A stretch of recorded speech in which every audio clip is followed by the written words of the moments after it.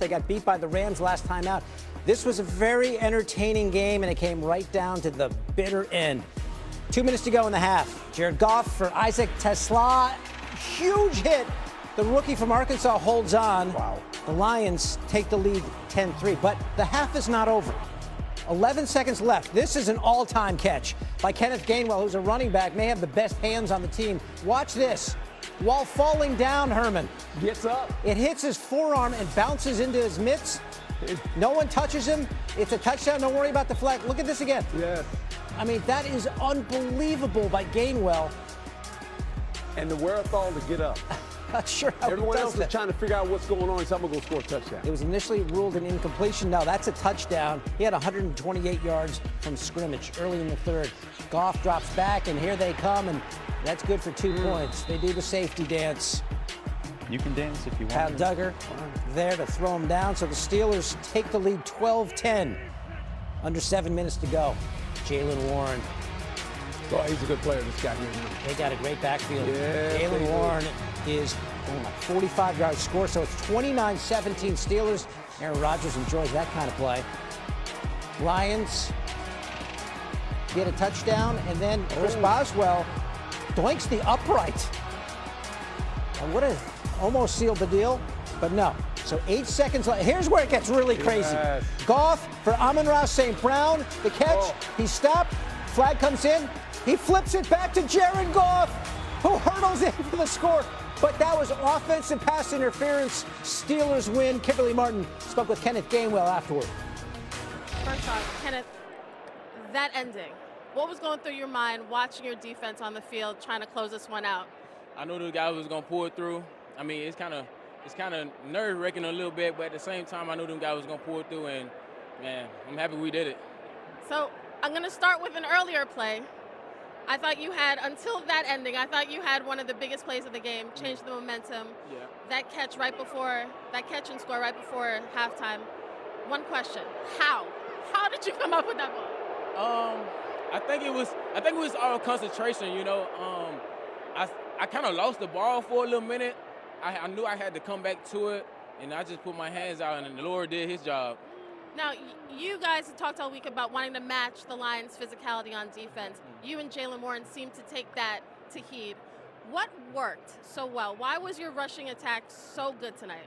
I mean, the offensive line been doing their thing for the last few weeks. We know this December ball is what's going to take us to our end goal, but up front, man, they've been doing their thing, and me and Jaylen just trusting it. Last question. You guys feel like you're hitting your stride at the right time. This was not an easy win, as we just saw, but you end the season with 2 tough divisional matchups with the Browns and the Ravens. What do you think? What have you learned about your team? How do you feel like you guys have come together at the right time? I know we know how to persevere and just continue to. I know we know how to persevere and just continue to grind. You know, I mean, it takes hard work throughout the week, and us taking care of our body and doing what we have to do. And you know, we got 2 tough teams in the division coming up. And it's just going back to work, and, you know, one day at a time. Thank you, Kenneth. Yeah, thank you. That guy is a really interesting story. Spent 4 years in Philadelphia, the backup there. You kind of it's just another guy. He has been a playmaker for the Steelers. As I said, 128 yards from scrimmage, great hands, great out of the backfield, and now the Steelers continue to roll in first anyway, coming into play. A big win against the Lions. I mean, a huge win. And remember, about a month ago, there was whispers. Maybe this might be Mike Tomlin's last year in the Steelers. And all of a sudden, this team has kind of come together. And I got to give credit to the one guy, Aaron Rodgers. This is why they went out and got Aaron Rodgers for December. He can play in big games, in important games, in pressure games. Aaron Rodgers has seen it all. And he is playing up to the billing right now and helping this team win, especially on offense. Now, they can throw the ball down the field. They can run the ball. This is all of a sudden becoming an offense you don't want to see. By the way, you mentioned Mike Tomlin. With this win, he now makes it 19 consecutive seasons with a 500 record or better. They're going to have a winning record this year. They're 9-6 now on the year. Pretty good. The problem is they're going to win. I'll say this: they're going to win the division. Oh, okay. They're going to win the division. They're going to win the division. Bank it. They're going to win the division. And he's like tempered there? Easy. Now, on the other side of the coin, though, Coach, Yes. Jared Goff, monster game. He had 300 pass yards, 3 pass touchdowns, his 14th such game in his career. Only Joe Burrow has more since 2021. What was your big takeaway for the Lions in this game, though? Well, the Lions, you know, the expectations for the Lions, because how they've been rolling along. I think when you look at them, they lost both of their coordinators this year. That matters, okay? It really does. And so, you know, they were a team expected to maybe just win the division outright, right?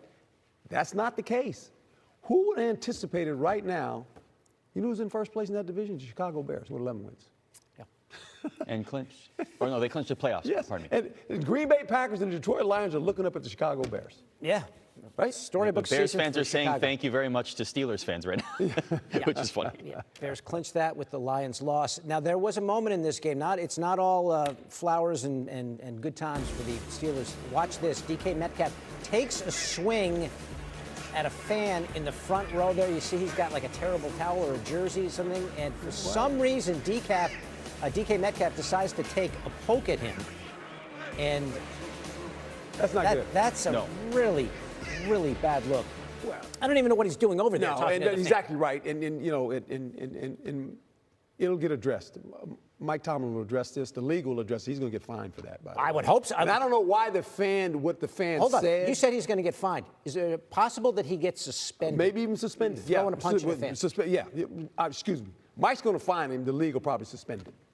So that's going to be done. Yeah. And so does that hurt the team? Yeah, it hurts the team. Absolutely. They're still trying to play playoff games. I mean, they're still trying to win the division. I mean, you don't want to do that. Got to have discipline all season long, Why would especially you at this even, point in the season. The thing I don't understand, why would you even go over there messing with a fan? On the road, you're messing with a fan. Don't do that. Just go into the tunnel.